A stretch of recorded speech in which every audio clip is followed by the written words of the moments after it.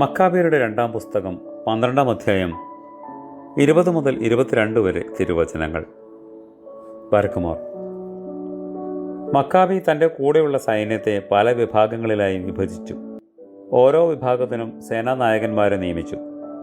12,000 കാലാൾപ്പടയും 2,500 കുതിരപ്പടയുമായി അവരെ നേരിട്ട തിമോഥെയോസിനെ ആക്രമിച്ചു.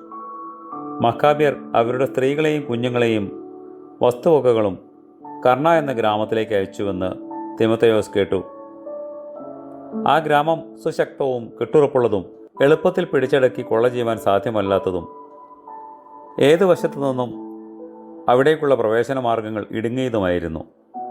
യൂദായുടെ ഒന്നാമത്തെ സേനാവിഭാഗം പ്രത്യക്ഷപ്പെട്ടതോടെ ശത്രുക്കൾക്ക് ഭയവും പരിഭ്രമവുമായി. മക്കാബിയരുടെ മേൽ തെളിഞ്ഞു നിന്നിരുന്ന ദൈവതിരഹിതം മൂലം ശത്രു സൈന്യം പലായനം ചെയ്തു. ഓരോരുവനും അവനവൻ്റെ ഭാഗത്തേക്ക് തന്നെ ഓടി. അങ്ങനെ അവർ തമ്മിൽ തന്നെ ഏറ്റുമുട്ടി. അവരുടെ അവയവങ്ങൾക്ക് മുറിവേറ്റു. എന്തെന്നാൽ ഊരിപ്പിടിച്ചിരുന്ന വാളുകളുമായാണ് അവർ ഓടിക്കൊണ്ടിരുന്നത്.